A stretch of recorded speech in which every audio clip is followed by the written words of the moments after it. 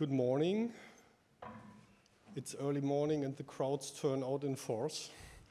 My name is Puhl. I'm a journalist with Der Spiegel covering Eastern Europe, and I have the honor to guide you to this panel. And yeah, the title of the panel is European Perceptual Patterns and Stereotypes of Russia and the Ukraine. Why does it matter? How does it mean? And therefore, we have a very good podium up here. First of all, there is Maria Domańska. She works and teaches at the Warsaw Center for Eastern Studies. She specialized in Russian domestic politics. Alessandro Vitale from the University of Milan, a well-known specialist in Russian history and remembrance culture. And Wilfried Jilge, a historian of Eastern Europe, senior expert on Ukraine and at the Center of International Peace Operations. Did I get it right? Yeah. Perceptual patterns and stereotypes. Why does it matter? Why is it important? The broader question behind it is the question, how did the perception, our perception of Russia, how did the perception of the Ukraine, from the Russian perception of the Ukraine's perception of Europe, how did it all contribute to the war? Did the West took the Ukraine serious enough with their ambitions to join the EU, with their statehood, with their relatively young statehood? Did the picture the West had from Russia somehow made the war possible? And where does the war lead to? How will these patterns of perception change in the future? This is more or less the issue of this conference. Pani Domańska, first questions to you. Poland was warning on Russia since years. Poland is now the spearhead when it comes to help the Ukraine, or one of the spearheads. What was the first thing that came into your mind when you woke up 1 year ago, the 26th of February? Were you surprised? 24th.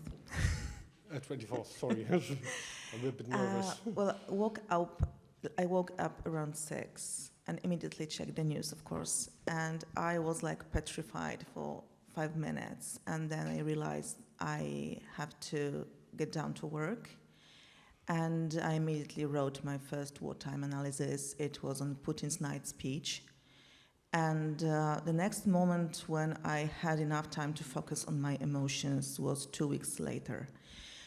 So first weeks for us was a period of extremely intense work, and we were so much focused on explaining what was happening, and so much focused on explaining also to our Western partners what should be done, that actually there was no time and space in our heads for any other thoughts. And I was surprised in a sense that I didn't expect a full-fledged war. And I made a mistake, and I think that many people made a mistake, because many people, including myself, thought that the most beneficial option for Putin would have been to organize some kind of blitzkrieg into partially occupied Ukrainian regions, Donetsk and Luhansk Oblast, and then organize a blitzkrieg, not give the West any chance, any time to react properly. And if he had done something like that, probably we would have we would be now in a totally different situation. There wouldn't have been any deeper reflection on the Western side. But what was also surprising was that we underestimated how shall I put it, the deplorable condition of the Russian state and the Russian state management. Because I think that no expert could have predicted that the FSB would misinform their leadership and steal all the money given for operational activities. And also, I think we underestimated Putin's irrational approach. And we underestimated the fact that the late stage of personal dictatorship has many peculiarities, and these peculiarities showed themselves in the very decision to start the war and the way the war has been waged since then. But the war didn't surprise me in a sense that I pretty much understood it quite well, that if he decides to do something really bad, he would do it because he perceived the West as weak. And he had every reason to perceive us as weak, because since 2014, when we didn't react actually to the start of this war, to its first phase, we did everything possible to convince him that we wouldn't also react to another possible armed aggression. So this is more or less the landscape of my thoughts back then. Thank you. Mr. Vitale, Maria Domańska mentioned the lack of reflection in the West, the misperceivement of Russia as a danger, of Putin as a danger. Where does it come from? Was the West too much occupied with his own stuff, migration crisis, Euro crisis, and so on? Did the West ignore the Ukraine, or was it a kind of laziness, intellectual laziness, to reflect on the region? In the West. You are from a more Western country than Domańska. First of all, thank you for the invitation, and good morning to everyone. Yeah, of course, there are causes such the ignorance of the existence of Ukraine and so on and so on. I'd say that the first thing that came to my mind on the morning of February 26 was that the results of years and years of research must be believed, especially when they seem exaggerated. For many years, I have had the opportunity to study this disintegration of the Russian-Soviet Empire, because we have to consider the empire as a historical unity, historical continuity, or the Kremlin's neo-imperial revanchism, the similarities with also the similarities with Serbian policy in the 90s. The internal degeneration of the Russian constitutional and political system, which was very clear, very evident, and its integral re-centralization, foreign policy used to cope with domestic problems, and the impatience in Russia over Ukrainian independence, and also potential Russian-Ukrainian frictions. Everything indicated what happened. And I also partly had written about it in book chapters such as the conflict potential in Russian-Ukrainian relations in 2001, more than 2 decades ago. For instance, for ISPI, for the Institute for International Policy Studies located in Milan. Or also in the book Europe on the Borders of the Union, in which together with my colleague I somehow predicted the consequences of the severe political and economic stagnation of the former Soviet Western republics. And this is the problem, caused partly also by absurd Western closures and bordering, and very strong bordering against Ukraine, Belarus, and so on, and the misunderstanding of the situation. which would foster the relapse of Belarus and Ukraine under the Kremlin's yoke, with devastating conflictual tears. So, of course, forecasting, as told us Domańska, forecasting is difficult as it gets in the humanities, political, economic, and social sciences, because, as we know, of the instability of human action and its aleatory nature. So it's very difficult to forecast in social political sciences. However, I think there are regularities that make it possible to read well in advance, at least the broad outlines of politics and conflicts. Of course, that the consequence of all this would be open warfare, aggression, or annihilation. It was inevitable. That we would not want to believe it, both because of the very serious nature of such a decision and because of its vast irrational components from a strategic point of view, of course. Yeah. Thank you so far. So it was visible for people looking exactly to Russia. When we were talking before and by telephone, Mr. Jilge, you told me that you weren't surprised.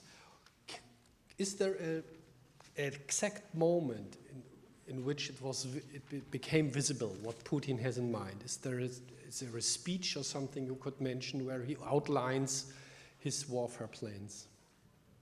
Yes, I will come to your question, but I would like to start with one problem of Western analysis.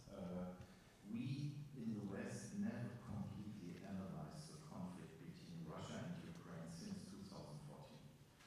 And the problem was that actually German politics, German and French politics, were focused on the Donbass as the origin of the conflict. But the origin of the conflict is the Russian imperial will to catch up the southern shores of Ukraine and to establish dominance in the wider Black Sea region. And that is the main aim of Russia for this, let me say, even from the beginning of Putin's, when he came to power. Please remember the Tuzla crisis in 2003, when the Russians made the first step to dominate the Azov region because they very sophistically managed to crowd out the international right from the Azov Sea and to make profit from the military dominance already in the first years of Putin.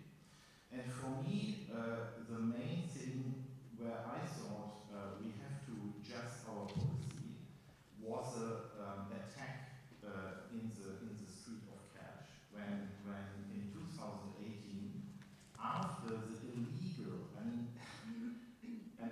the whole West observed when the Russians were building a bridge, which is fully illegal and which fully blocked the Azov Sea for the Ukrainian ports. I mean, that was already clear that via Mariupol and the other cities in the Azov region, the Donbass should have been seen in a wider context. The Donbass was only the bridge to a bigger design and nothing else. So the problem was we elaborated on a side conflict, not seeing the bigger aim. And I think that is a problem. And the second problem is, and then it comes to your, what I would call giving signals by politics of history.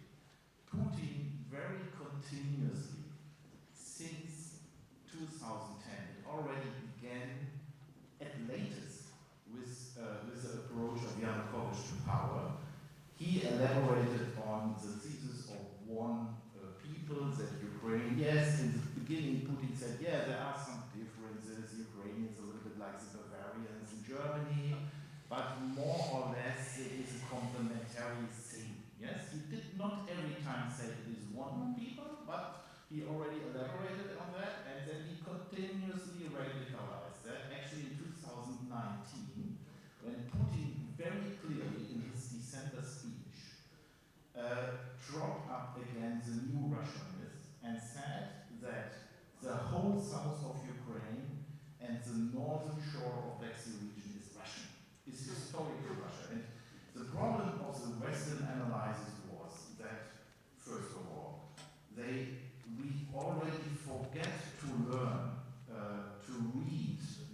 narratives on geopolitics, which are function for Putin as a projection to give you a signal what he wants to do, without saying concretely that he is going to attack Ukraine, but he packed all these things in politics of history, in stereotypes of history, and we were not careful to take that seriously. And of course, the peak of all that was his article in summer 2021, after we had seen already a heavy concentration of troops, which I would never call an exercise, in April in the Black Sea region, when Ukraine already was in the mouth of the tiger. Because, please look, Russia did not only annex Crimea, Russia did already annex the gas platforms of Ukraine in the northwestern region of Black Sea region, with the result that already in 2017-19,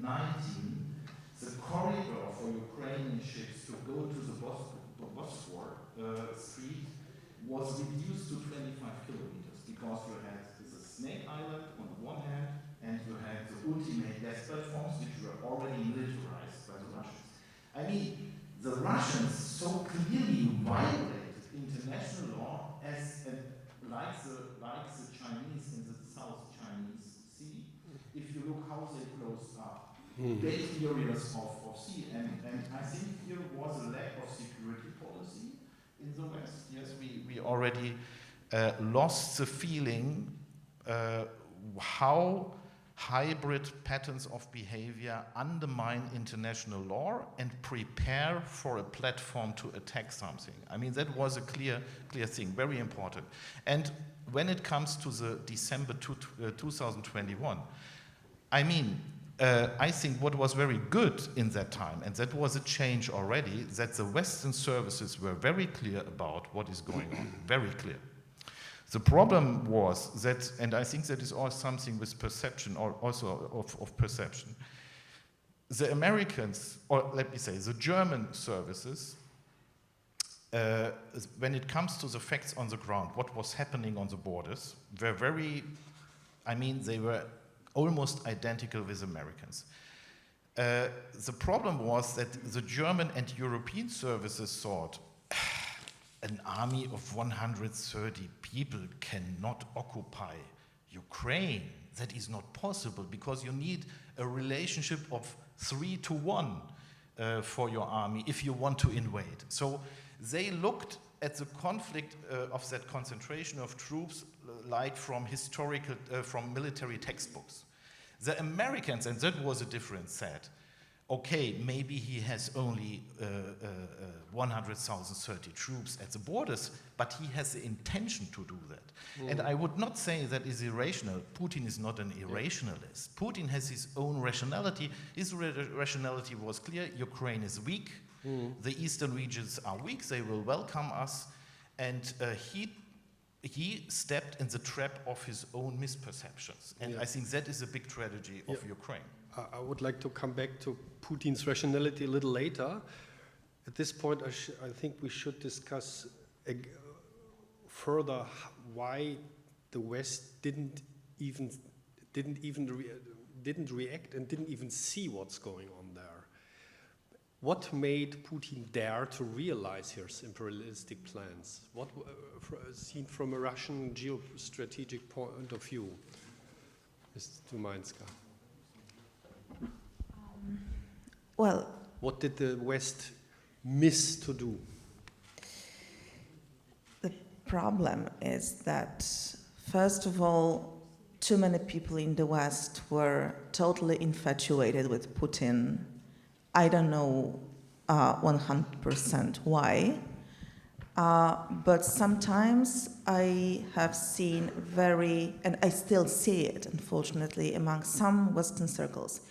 There is some kind of colonialist mindset among Western politicians and Western audiences, which means that, it has led to the Russia First policy. Russia First policy, whatever it takes, contrary to basic conclusions that Western leaders should have made, They believed in dialogue with Putin. They admired him as a strong leader. Some Western leaders, I am not going to mention names, but you know who am I talking about. In their case, there was also some strange factor of admiration for this hegemonic masculinity of Putin. But I think that we still have getting back to the colonialist mindset, Ukraine was perceived as not a genuine state, nie do государства in Russian, not a complete state, something imperfect. Ukraine was perceived as a state that didn't deserve full sovereignty, a nation that was like half nation, nothing special. And I can still see it, unfortunately. The second thing, we have a huge problem, and this is more complicated thing, because I personally admire the Western democratic culture of dialogue. It's super terrific, but it doesn't work in relationships with authoritarian or totalitarian states. And we just couldn't break out of this vicious circle of our culture of dialogue.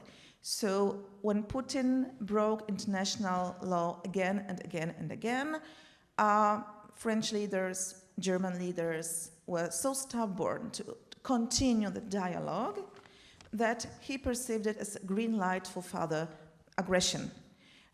Because in Kremlin logic, and this is, we should also remember about the background of the Kremlin decision makers, Chekists, former KGB officers, and people who were deeply involved in criminal mafia activities in the 90s. And these two factors have formed their worldview and way of behavior and way of thinking. So in this Chekist mafia mindset, dialogue means that the opponent is weak and not able to defend themselves. So I would see these two factors as leading factors that provoked so many mistakes on the Western side.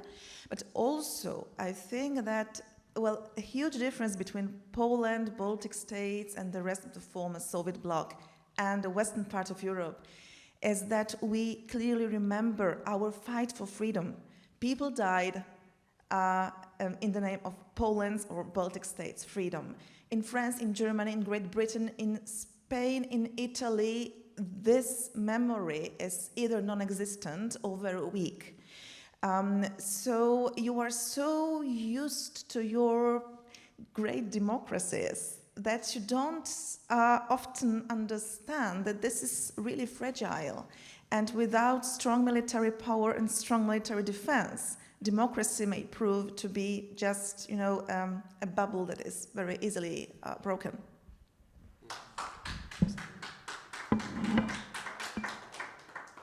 Thank you very much. Mr. Jilge, you want to answer in this question? Please reflect on the question we just started. How rational is this?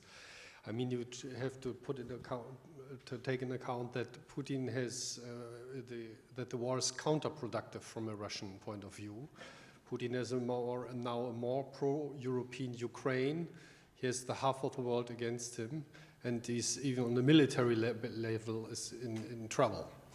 So, where is the rationality? Yes, the rationality had been at the beginning, and the problem is that his rationality failed. And now we see that the Russians cannot go out from their mistakes they made in the beginning, because if you are shooting all your cruise missiles you have in the beginning, which were foreseen only to destruct commando centers of the Ukrainians, and you of course think that you can take them for the next step, the aggression and the power projection against the West, then you are of course already in a trap. However, I think the Russians have still some grounded hope that the longer the war is going, maybe the more fragile the Western coalition will be. And I think here is a very grounded thesis. That's the first point. Second point, not everything is so easy, and please let us not so different between the West and the East Central European states. I was a very close observer of the Minsk process. I also made proposals for that process and all those things, and I very, very well remember that the Baltics and the Poles very long time did not want to engage in that process and were very happy that that was put on Merkel and Mr. Macron. So it is not so easy. Secondly, please remember, it's clear, and I'm very agree with my Polish colleagues from the academic circles, but when I look at the real support of Poland before 2021, 2022 for the Ukraine under the PiS government, I am a little bit more skeptical here. Actually, also when it comes what undermines the West, I mean, it is not only the lack of security, but it's also the lack of rule of law and democracy what made it very easy for Putin to establish his influence policy. So let us be a little bit more balanced when we say on the one hand that people, on the other point that, I think it is more complicated. And we also should not forget that in the beginning also the Minsk process had a certain rationale. Yes, I think the problem was that the West, I think the whole European partners missed the moment when it was clear Minsk alone will not work. And we should also use the resources and the leverage we have, and here it comes to Nord Stream, here it comes to energy politics, here it comes to sanctions, because I would like to make one example. It was Heiko Maas, it was not an Eastern European leader who said after the Azov attack, we need a monitoring for the Azov Sea and we need sanctions. Of course, he made the mistake that he did not follow coherently that idea. But look what happened under the Kerch Bridge. The Russians reduced the blockade under the Kerch Bridge. It was very interesting. So we see there were some moments, there were some opportunities which were missed, but not only by the Germans or the French. It is much more complicated. When it comes to the rationale again, and I would like now to connect it to our topic about perceptual patterns.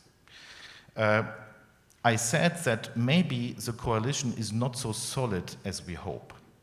And when I see also now talk shows in Germany or satire shows when it comes to the war of Russia against Ukraine, I mean, we should be clear in Germany, there's one half, a close majority, which is supporting Ukraine, more or less solidly.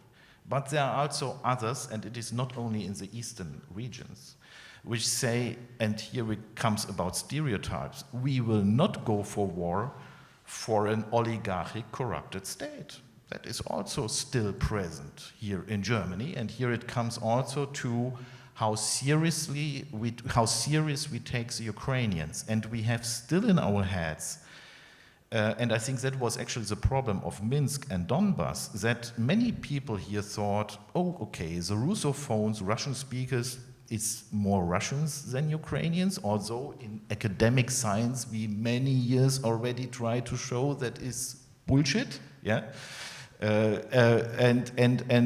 Many people said that Russians, Ukrainians, Belarusians, they somehow have to be put together. And that, of course, played very in the hands of Russian Ruski Mir ideology, because it was not identical with that, but the outcome was, yes, what is going on there? It is very complicated, A. B, there is something, a conflict in between the brotherhood people, and we should not take it serious, and that is actually the rationale Putin built on. And it functioned a very long time, and it functioned, I mean, it was rational for Putin, because what he did in Crimea, what he did in Black Sea region, what the Russians did in the Donbass, I mean, the so-called republics were Stalinist regimes, fully Stalinist regimes under the protection of FSB. And so he should have the impression, okay, if I make a special operation of a few weeks, nothing will happen in the West. Yes, there will be sanctions and all these things, but nothing crucial. I think that was... So the perception of the Ukraine as a half nation, not a real nation which is worth to fight for, was not only in Russia, it was quite similar, the same in Europe, more or less. Would not say the same, yeah, but I think some parallels. there were some fragments of that thinking very deep here also, and we still were not so, we still did not went so far to really understand that Ukraine has its own history, his own development, which can also be fully different in many points from the Russian, and that is, I think, was playing in the hand of Mr. Vitale. Yeah. That was the perception. How stable is the coalition against Russia for Ukraine now, from your point of view? I mean, you just had a change in government in Italy, Ms. Meloni. Yeah, I would like there is Hungary collaborating with the Russians, one could say. I would like to stress the problem of rationality, because it's very important also in our country in interpretation of this so-called operation. Military operation, and it is indeed difficult to find rationality in Putin's decisions to attack Ukraine. This is for sure. The economic explanation which re-emerge from time to time need to be relativized, because as it was necessary in the case to do in the case of the violent disintegration of former Yugoslavia. It was the same. The economic interpretation was a failure, basically. Even though Crimea or Donbass are rich in natural resources, of which Russia, however, has very little need. So, having cleared the field from this causal factor, there remain, in my opinion, two central aspects to explain such brutality, such irrationality, and so on, which is also based on aspects which are not very rational and contrary to any strategic logic, because the rationality, we must consider rationality studying the strategic logic of Putin's action. On the one hand, the international reasons within Russia, I mean the internal reasons within Russia are continually ignored by analysts, and this is a problem also in our country, and scholars of international relations, for instance.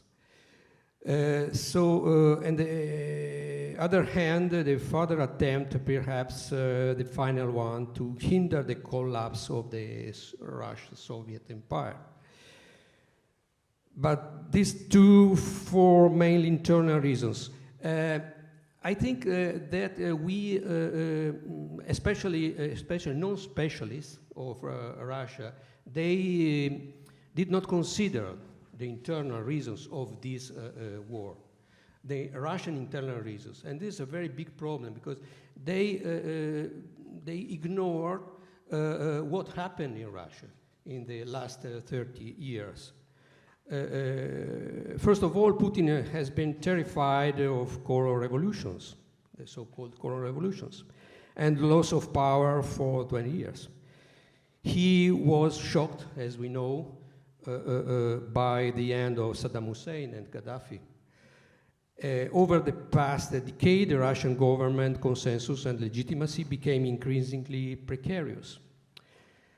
So to regain them, there was nothing more effective than to annex Crimea, and we know the consensus, how raise the consensus, in fact, in 2014 gained him many popularity points. And to invent an enemy, of course, in order to solve the problem of internal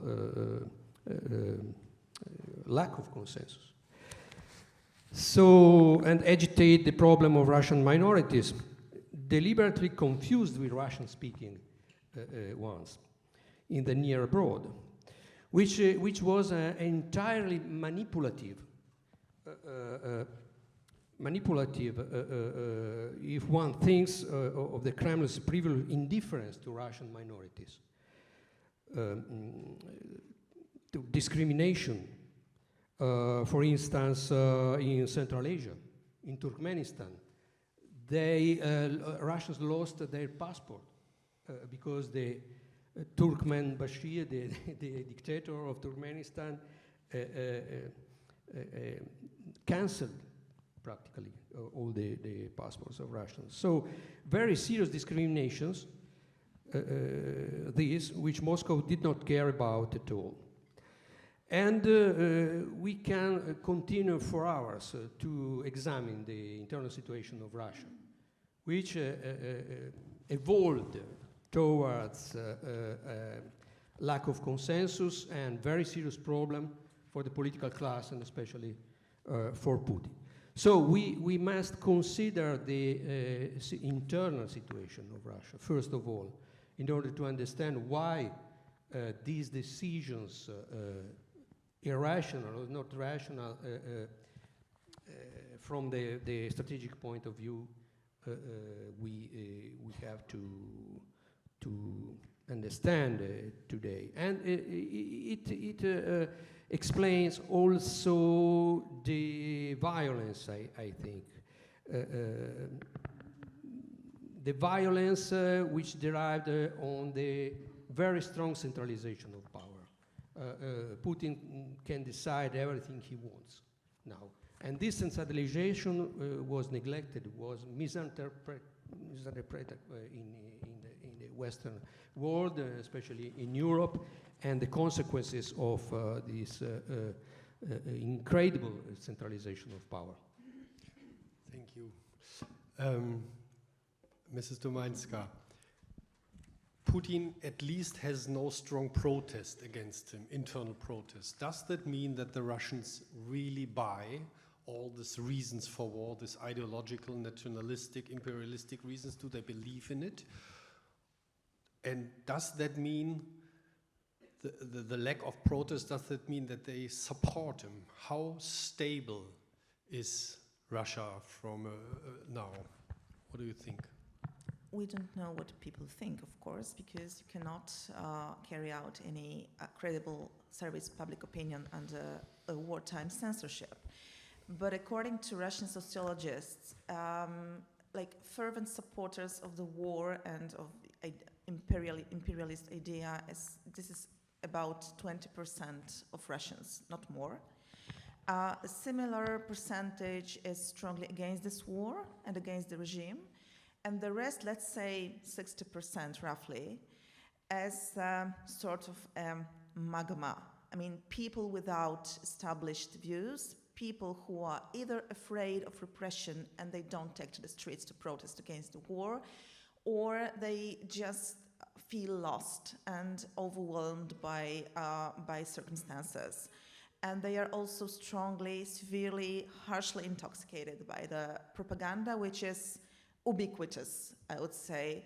And although Russians can still access independent information, many people avoid accessing it because that would cause an incredible cognitive dissonance for them. So the nation in their majority seems to be just suppressed, which means that Putin, against his ambitions to create some kind of totalitarian mass enthusiastic support, he fails in these attempts. But I would like to add something to Alessandro said. I totally agree with you. We underestimate the domestic political reasons for this aggression. I understand this war as some kind of a forward defense against dangerous ideas, because political empowerment of the Ukrainian nation was perceived by Putin and his associates as a potentially contagious example for Russians. I would like to recall the results of a survey of public opinion made by Levada Center immediately after the parliamentary election in September 2021. Already then, it was quite obvious that some kind of erosion of support for Putin started. And back then, I was pretty sure that further erosion of support was only a matter of time. So he started this war. In my opinion, I appreciate all geopolitical analysis. It's absolutely valid. But I think that the principal cause for this war was of domestic political nature, and Putin wanted just to insulate Russia from all kind of ideological dangers, cognitive war against Russian minds and hearts, and so on.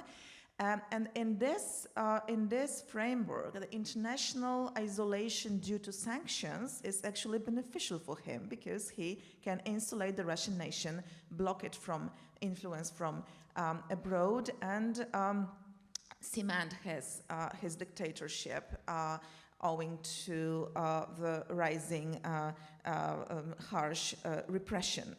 I would also like to mention an elephant we have in this room, which is the next year presidential so-called election in Russia. And well, my idea fix is to repeat everywhere at any time that given the domestic political situation and the presidential election next year, Ukraine must win this war this year. Because if Putin runs for another term in office with anything he can present as victory in Ukraine, we will not be able to change Russian minds for decades to come. I mean, to guarantee some kind of sustainable peace in Europe, of course, we have to change Russia somehow. But the first step would be that Russians must realize that the imperial project has totally failed and there is no return to it. Without this, we will have this problem emerging again and again with Russia and with destabilization of Europe. For many of our Western colleagues, talking about the regime change in Russia, I mean, regime change, of course, not as a result of any foreign intervention or occupation or whatever may come to your minds, but supporting all internal forces that could lead to some kind of democratic transformation in Russia in the future is in our core strategic interest. But this is a taboo in the West.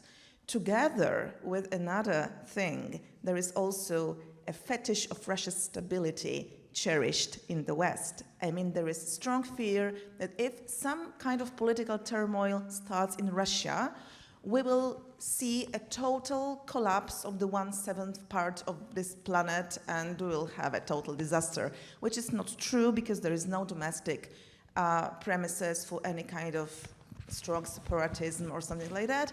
And also the Soviet Union disintegrated in more or less peaceful way, so we shouldn't be so much afraid. But this fetish of Russia's stability means that we contribute to the perpetuation of this neo-totalitarian regime. And just to, I'm finishing now, Russia had never been more stable than in January 2022. And this perfect pseudo-stability was a necessary precondition to start this war. So we should say farewell to this very idea of Russia's stability as some kind of priority for us. Thank you. Wilfried, Jilge, what can the West do to promote kind of regime change in the long term in Russia? Is there any chance, despite delivering weapons to Ukraine? I think, of course, at first it is very important that the support, the all-inclusive support of Ukraine will go on, and that we turn over to a more strategic policy of support of Ukraine. We must define, and Putin should know that, what not only are the aims of the Ukrainians, but why is it in the interest that Ukrainian can re-liberate the territories? And we doing that, we should already now prepare for the future, for the stability in the whole region. We should know that even if we get, let me say, a modification of the regime, even if we get more pragmatic politicians, they will continue the imperial ambitions. We should understand that. Russian politicians, today's elites are thinking not in election periods, they are thinking in periods of decades. And they throw a stone in the water and then they look what happens and if they can make an opportunity of that. And the first thing we should do, we should clearly address Putin and the regime, not only Putin, but also the network around that oligarchic corrupted regime, that we will already now prepare beyond Ukraine. At first support Ukraine because that is a crucial thing, yes, but that we are clear that, for example, if Ukraine gets not back Crimea, we should be clear, security is not guaranteed in the whole Black Sea region, it's clear. I mean, if they keep Crimea, we will have tensions. And if Ukrainian cannot liberate Crimea, which is a region of the war, Crimea is a region of the war, we should be prepared to invest in security, to make things even after the war going on, because tensions, that is the first thing. The second thing is, I think, we should now, nevertheless, and I share your views on Russian society, I think we have now a very, how to say, atomistic Russian society, which is very fragmented, which is also very cynical. Even those who are not supporting imperial projects, and they are very cynical in parts, and that is also the outcome of these let me say, conservation of Putin's policies. What we, I think, should do is, however, we should support third-party projects facilitated by exile groups here, which have contacts into Russia. We should, nevertheless, try, with the help of social media, with the help of networks between exile groups and groups in Russia, groups in Kazakhstan, in Georgia and others, we should invest in the minds and hearts, nevertheless, of the Russians. It's very important. And we should, and that is still possible, and I see growing successes here, we should take the Russian people by their own interest of all-day life. When it comes to for example, when it comes to war prisoners, yes, when it comes to mothers who have sons, so here we have already the beginning of investing in networks where Ukrainians, even with Russian mother networks, are working together to find out where is my son and all these things. So that are the first steps to try to enclose that isolated atomistic society. That will take very much time, but we should do that, and I think it would be what would be also interesting. Of course, we had that discussion, yes, that people who soldiers who didn't want to serve in Russia.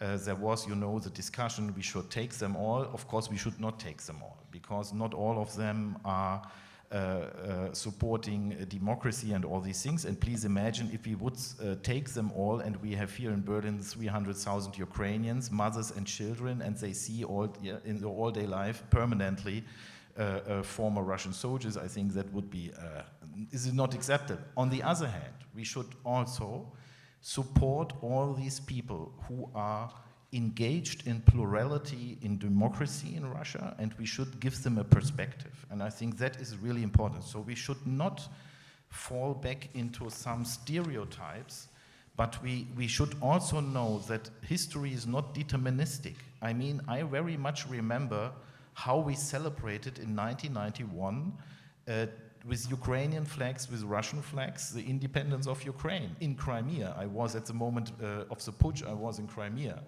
So what I want to say, history is not deterministic, and we should not everything now put as a linear history to catastrophe.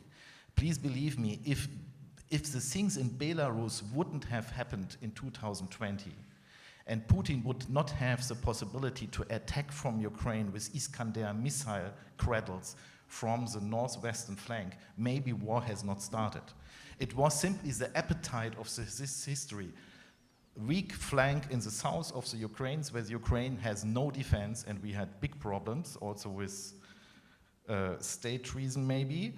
And the things in Belarus, of course, for Putin, oh yes, they are in the trap, I have to go for that. But that is not determined, and that is the same with Russian society. That is also Western soft power, that we believe in individuals. We do not believe in that system, but we believe in individuals, and we should invest in that. Yeah. Can I just add literally 2 sentences?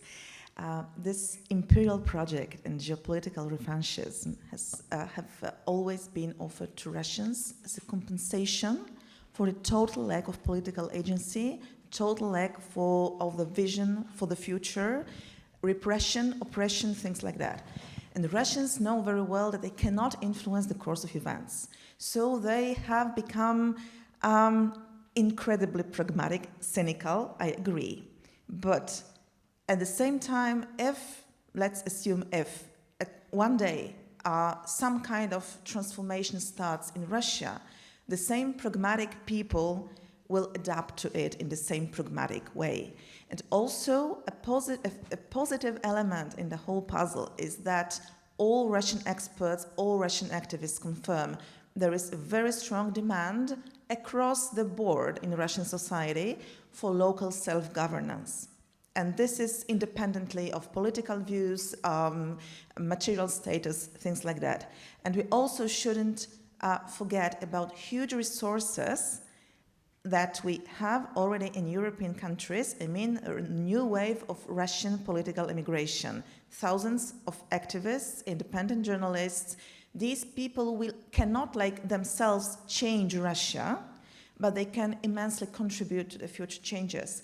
And these people, this is the first wave of the Russian immigration, I don't know, for the last century, that is so determined to stay connected to Russia and involved in Russian affairs, and these people don't have much hope that they can return to Russia soon, but they say they would love to return to Russia and build a new Russia, so we should support them in all possible means. Yeah, thank you. There is a long-term politics necessary towards Russia, is what we agree on maybe. Are we ready for it? Did the West, the Europe, change perceptions? Germany certainly plays a crucial role in the coming years when it comes to Russia.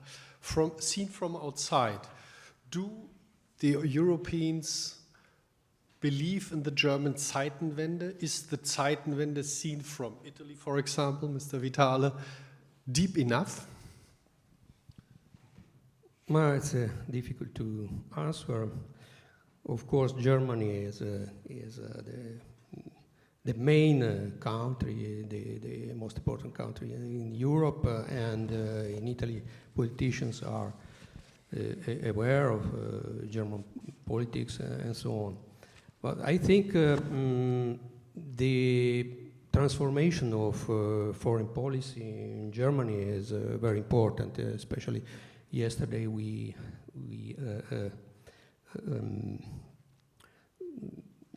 some contributions were about the transformation of German foreign policy, and this involves a new view about European foreign policy, of course. I think it's the same as happened in Italy too, because now the new view of foreign policy and international relations after the invasion of Ukraine, it means a new view and also new considerations about the role of our countries, including Germany, of course. Yeah. Directly? Yes, I mean, first of all, I think I have the fear that we still do not imagine. If he takes the worst case and Putin will at least make and keep some territorial gains he has, we cannot exclude that, nothing is decided now, that we are still not prepared. What does that mean for the future? What does it mean for nuclear deterrence? Do we need a NATO decision too? Maybe we need, yes, because we have nothing. We have no air defense. We have nothing. We should be clear that the military build-up on the Black Sea and the establishment of a defense bubble for the Russians in the Black Sea was targeted against the Europeans, originally not against Ukraine. The cruise missiles are for us, not for the Ukrainians. The problem is the war has changed that all. So if they will make some achievements, that means very much for us. I mean, we have already problems to send some tanks to Ukraine with munition. So that is a dimension we have before us. And I think if we will have still an autocratic regime with these more or less imperial ambitions, even if they are a little bit more moderate, we have addressed to that. That is the first point. Second point, we need, finally, we need some conceptual approaches to Eastern Europe, how now to use the opportunity of Russia, which is affiliated in a full-fledged war, also to strengthen the regional context from the Southern Caucasus, to give a perspective for Georgia. I mean, Georgia is crucial now. We have problems of bad governance. We have maybe now the risk that Georgia will be the next corridor for new anti-sanction strategies of Russia. So I mean, so we should not, we must at first see Ukraine, but we have to see the wider region, and we need at least a strategy of the European Union, how we can provide for security, wider security, connectivity in that region. And I do not see that, but without that, we will not solve coherently and sustainably the whole problem. And that is a big challenge. Yes, that again comes to Germany. Which role should Germany play? Germany was highly criticized by the Eastern European countries, Poland, for example. Did Germany overcome these critiques, or is it still the feeling there that there's a lack, that Germany is somehow missing as a political leader for an initiative Mr. Wilge was talking about, for example? Well, first of all, I would like to say that I respect the very fact that Zeitenwende has started, because I imagine how difficult it was for Germans to turn their world upside down and to change the strategy under the influence of facts, because it went totally against the previous policies. But first of all, I think that this Zeitenwende, not only in Germany, where you're right, should have happened in 2014, 2015. We wouldn't have this war now if it had happened then. Secondly, I think that the Zeitenwende in Germany and in other countries will be complete only when the last taboo is dismantled, and this taboo is Ukraine's membership in NATO. Even those Western experts who roughly share our view on the situation are not ready to discuss Ukraine's membership in NATO. And I think that this is the only way to guarantee a sustainable peace in Europe, to accept Ukraine to NATO immediately after the Russian army leaves its territory, because Russia is not ready and won't be ready to attack the alliance. But if we continue to have any kind of buffer zones in Europe, we will have problems emerging over and over again, and we will never force Russia to change their foreign policy. So this is my question to all of you, I mean, to the Western Europe, but also to some part of the rest of Europe. Will they will we be ready to discuss Ukraine's membership in NATO ASAP? Of course, it's not possible now with Russian soldiers on their soil, but as I've said, immediately after the Russians leave the territory. Another thing is that the result of this war depends mostly on the dynamics of weapons deliveries to Ukraine and the quality of these weapons. We are still self-restraining. We are still self-deterring. We are still afraid to provoke Russia, and they play on our fears however they can and want. This is the problem also of strategic communication on the part of Europe, because we are sending contradictory signals. We still send them signals that we are ready to dialogue at the expense of Ukrainian territorial integrity. So I appreciate the very fact that the Zeitenwende has started, but we have so much work to do, and I'm not optimistic because, Western Europeans, Americans have plenty of time to take decisions, to implement them. Ukrainians don't have this time, and the time is pressing. And it's, as I've said, the victory must happen this year, or we will have a protracted conflict, and this will not end good for us, because with time, this unprecedented Western solidarity will only unravel, I'm afraid. Mr. Vitale, do you think that the Italian public, for example, is ready to rethink Europe, to rethink the order of the whole region, to accept an EU country like Ukraine or maybe Georgia? Is the Italian public aware of what is at stake? Yeah, I think it's very difficult question. Now we have in Eastern and Central Europe some kind of unity with Western Europe, and some kind of understanding and so on.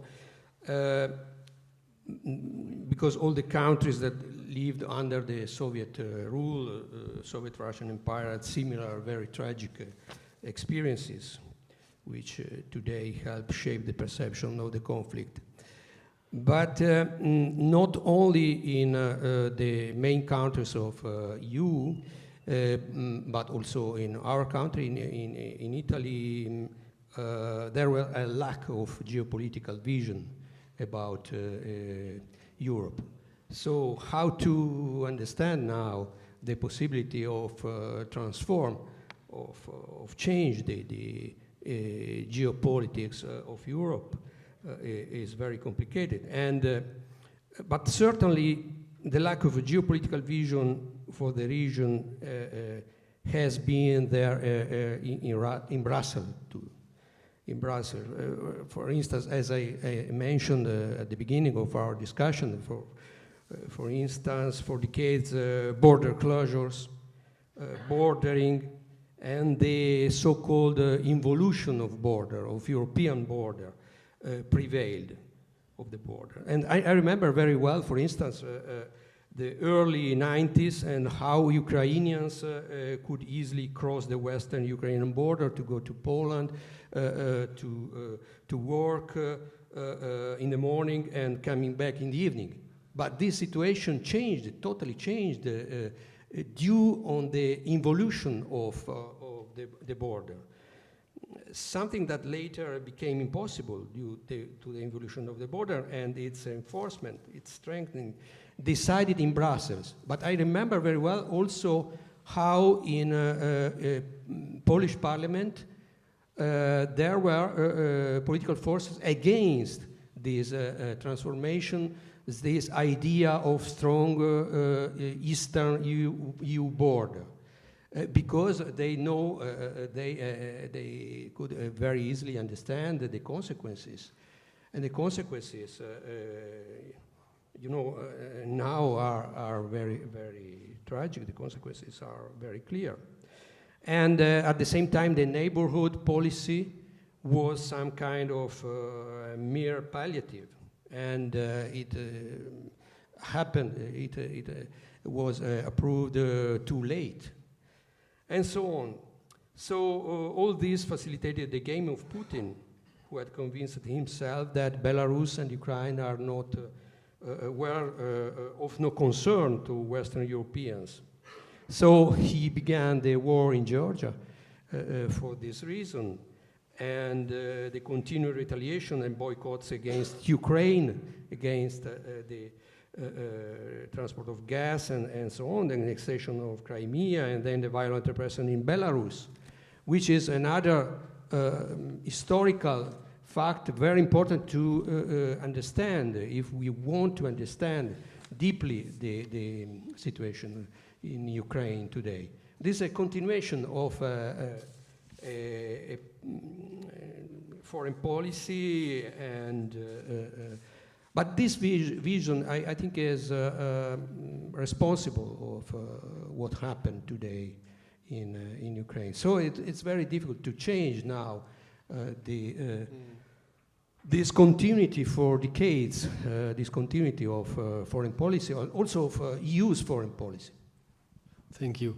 At this point, I would like to give all three of you the chance to describe shortly your perception of the future. Which perception do we have for the future Russia? Are we back on track towards a new Cold War, or what does the future look like?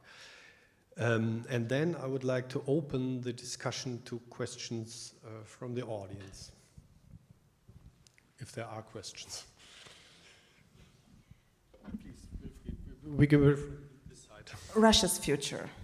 Yes. Okay, I think that as long as Putin remains in power, there will be no future in terms of no political change. We can only deter Russia and make Ukraine win this war as soon as possible.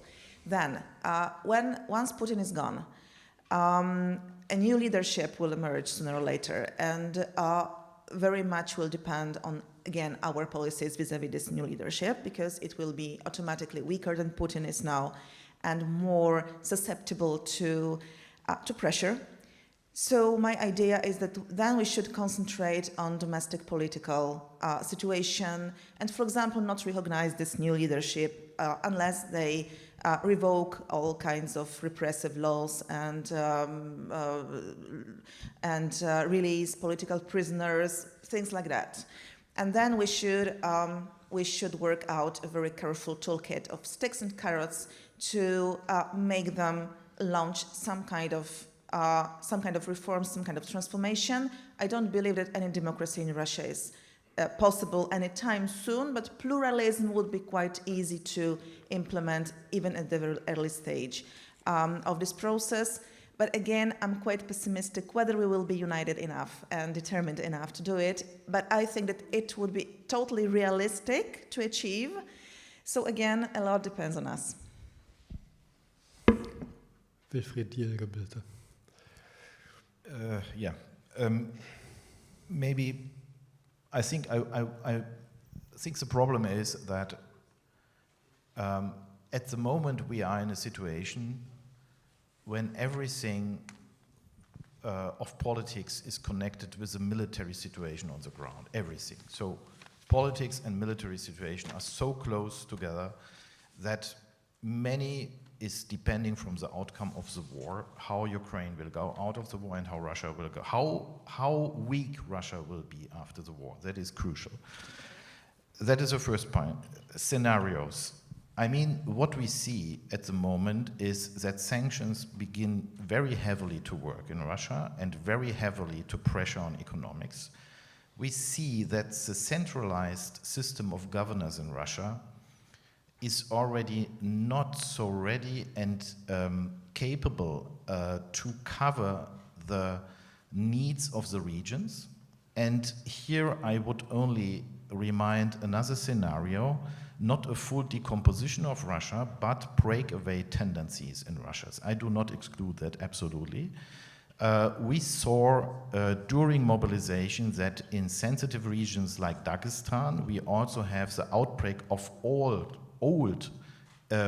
periphery center contrasts and different interests, and they were now overloaded with the problem that Russia intentionally, the Kremlin, exploits the periphery people to throw them on the front. I think that is something we should take into account. Look what Kadyrov said last time, that he of course did not give up independence of Chechnya. He is looking what will happen. So what I can only say here is that I think that one scenario for me is that we will have modifications of the regime when Russia is losing the war more or less. What does it mean? Maybe a return of Ukrainians to the contact line of 2022, maybe without Crimea. I think at the moment it is not so realistic to say with Crimea, and that will mean that the regime will become more pragmatic. It maybe needs a break. I mean, we also saw that Putin already tried to find some opportunity for some negotiations, which will play on his favor to regroup his military potentials and all. So I think something like a Greece scenario is one thing. With a more pragmatic approach after losses, Russia cannot, let me say, cannot cover again. And the other thing is a more crucial situation in Russia, and we should be prepared for that scenario already now. I mean, I think what I can only say is we should prepare also to the scenario that we will have a transitional period of a weakened Russia which has big domestic turmoils. And we should not repeat the mistake of perestroika when we were not prepared to have the right answers to changes in Russia. I mean, that is what I would like to say. Thank you. Alessandro? Yeah, thank you. There are many scenarios, of course, and today is very difficult to forecast what will happen. I think the transformation of internal situation in Russia is possible. And geopolitical analysis is important, but is not enough, especially in order to understand this current situation. If we consider, for instance, what happened after the Navalny's impressive videos denouncing the life of Russia's masters were viewed by hundreds of millions of people at home and abroad. Hence the Kremlin decisions to divert attention and to produce internal cohesion by inventing the external enemy and so on. So at that time the situation was totally different. And we must consider also the development of civil society at the end of the Russian Empire, the Tsarist Empire. It was totally different from. I agree that with you that the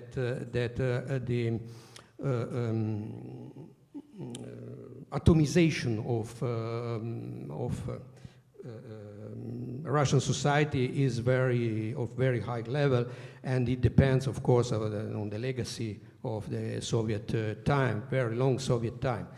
But the possibilities of internal transformation in Russia are important, and we can see these possibilities because the civil society already existed somehow at the end of the empire. What will the future look like? Studying the problem of the war, the current war is not an interstate war. At all, as some international relations specialists have said. In fact, it has not had a formal declaration. In Russia, it has not even been defined as war. It has not complied with the classical rules of jus ad bellum and jus in bello, and so on. And from the beginning, it has even denied the enemy's right to exist as a people, as a nation, a state, and so on. So it is with all evidence a war of annihilation, genocidal war. And peace and negotiation in this situation are subject to an avalanche of poorly rational elements which continue to dictate the Kremlin's decisions. Just as they are subject to calculation for the survival of power within Russia and so on. So we have a lot of different scenarios, but the possibility of, I think the most important thing is to understand the possibility of the internal transformation of Russia, which is totally possible.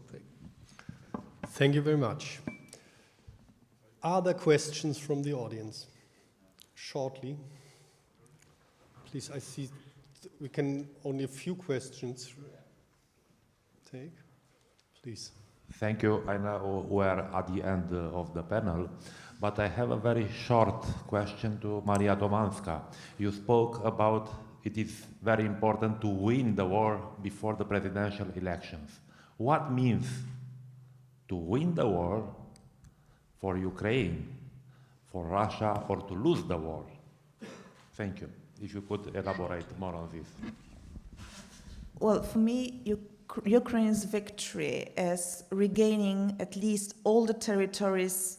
Well, Crimea, I leave this question open, not because I don't wish Ukraine to regain Crimea, but I understand the whole complicated nature of this issue.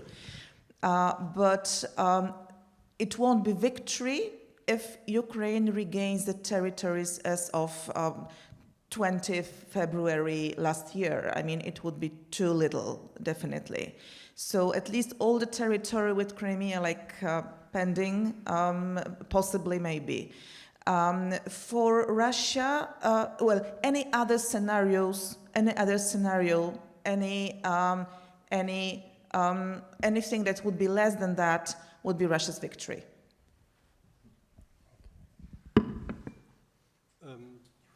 I don't know who was first. Maybe.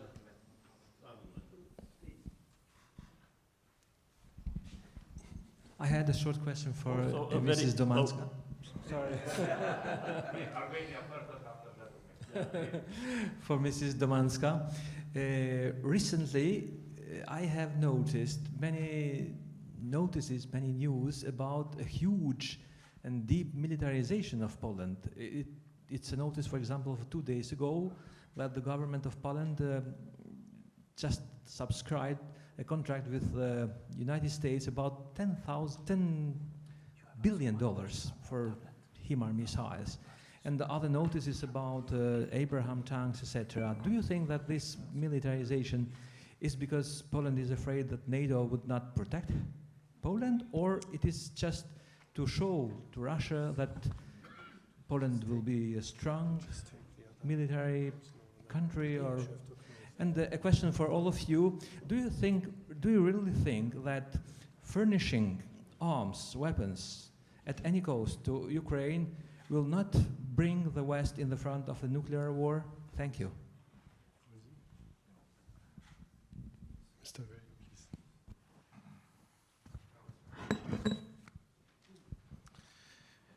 Thank you. So the question, furnishing with weapons, further, what does it mean? I mean, we should be clear that if we do not deliver weapons to Ukraine, Ukraine will fall, simply. And what we are doing at the moment is that Ukraine is not go to hell. We cannot speak about any victory of Ukraine at the moment. Ukraine is still fighting for its existence. I mean, look what is going on in Donbass, and we do not know what will be the outcome of the next offensive. I'm a little bit skeptical about the potential of the Russians, but we are still in a situation where we cannot speak about big successes or anything what makes Ukraine secure in the future, because please imagine if the Russians will stay in Kherson, the pressure on Odessa will remain every time. The tension will remain every time. There will also be no negotiation about Crimea. That is for first. Therefore, it is about Ukraine's existence still, not about getting Crimea back or something like that. And therefore we need also more. And what we should do is we should frame the support of weapons supply into a big diplomatic initiative, which was already very well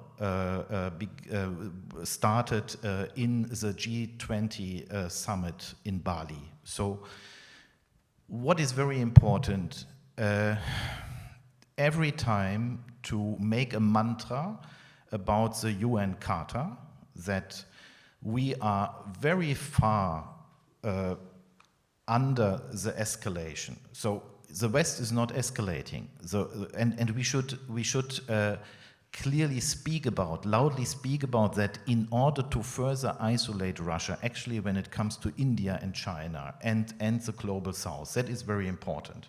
I mean, that is what we can do, yes? I cannot exclude that an autocratic, I mean, a man like Putin never will give up the option using nuclear and mass destruction. Never. He will never give up the option. Another thing is if he can do it, and I think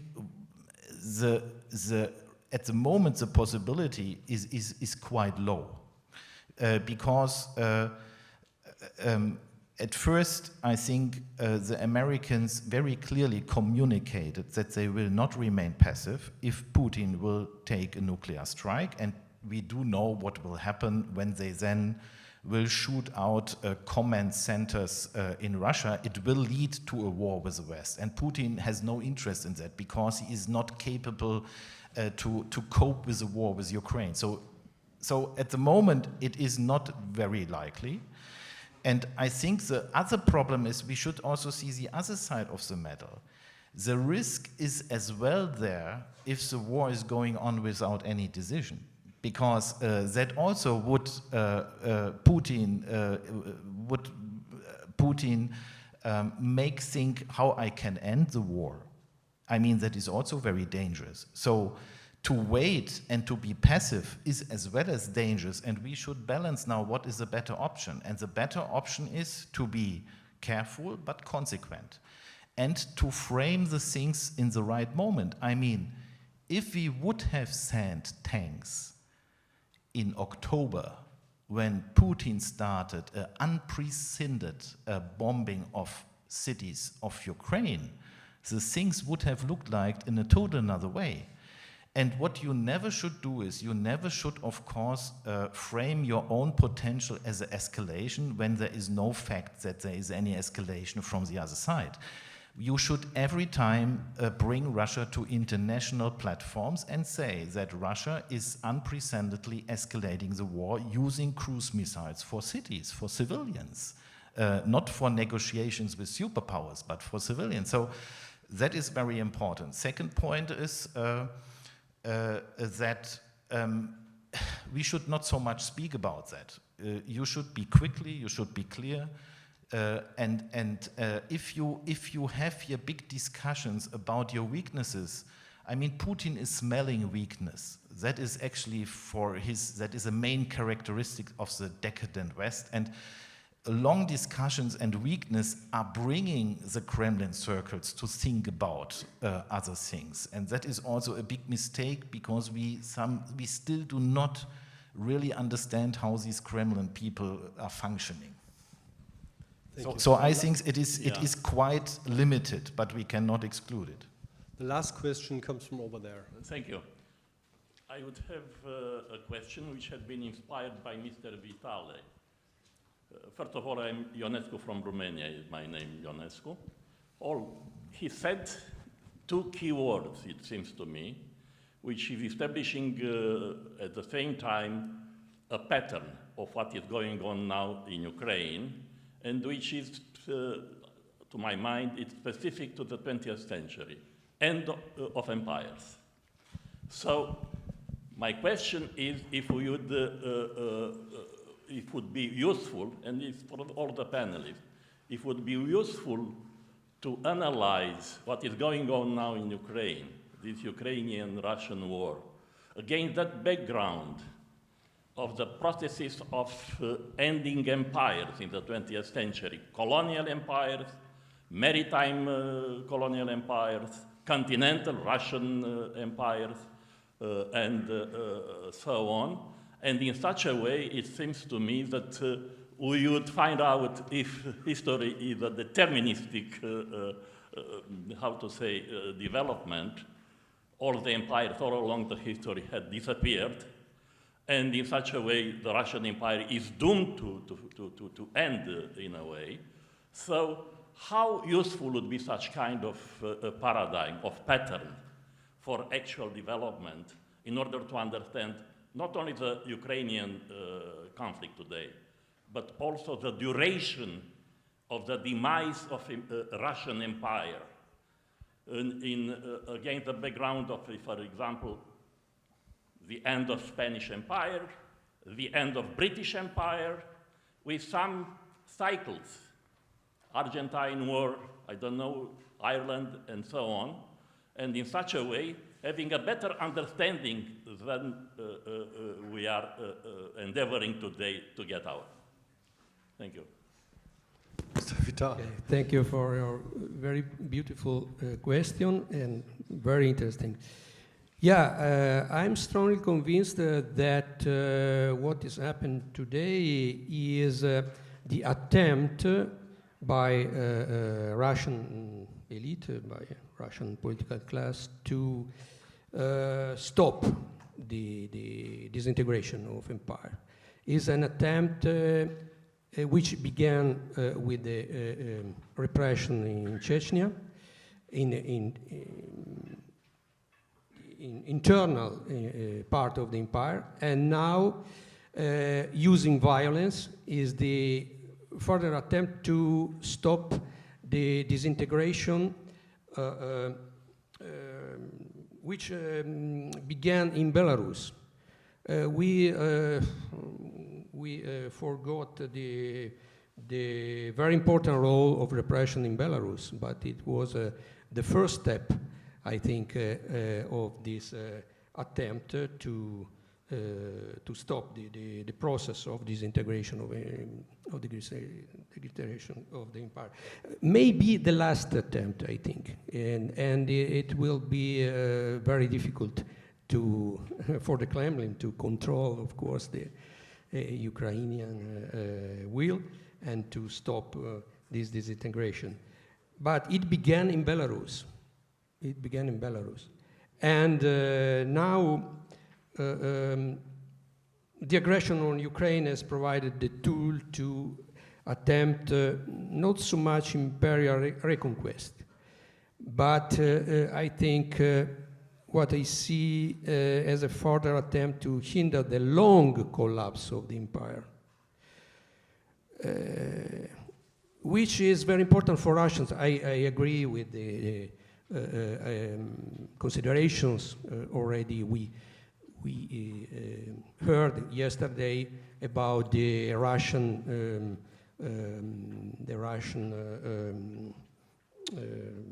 mentality and imperial mentality, because as we know, for the Russian, the empire is even a factor of ethnogenesis.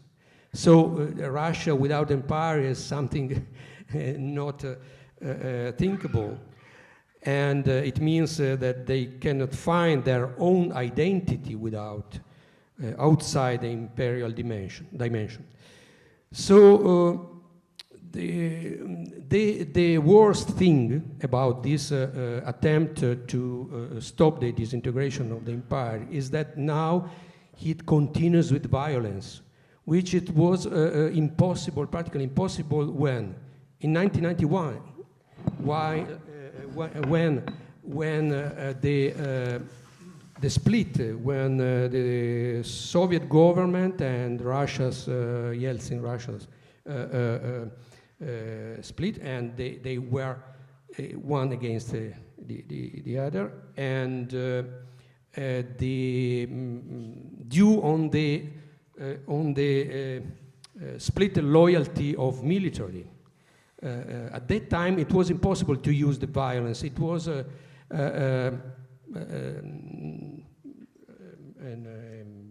impossible to use. But now the power, the central power of the former imperial center is again concentrated. It's again concentrated, and now they can use the violence. In 1991, it was totally impossible because Russia was against the Soviet Union, the central government of Soviet Union. And I think this is also this is the reason why your question is so important, because we must consider the consequences of the concentration of political power. When the power is so concentrated, the violence can be used, can be without any consequences. So at that time it was impossible because the government was split into two contrasting parts, but now they use the violence in order to stop the disintegration of the empire. Thank you. Last Just thing very for me to briefly, do. because there was one question to me. We have to close. Yeah, on the empire, let's make Russia a true federation. It will help with powers decentralized to local and regional levels. On Poland, we trust NATO. We want to contribute as much as possible to NATO potential of deterrence. And yes, we want to tell Russia, don't even think about attacking us ever. Yeah. But we trust NATO totally. Okay. Thank you very much, all the people here on the podium. It was a very exceptional, interesting discussion, and thank you, the auditorium. Goodbye.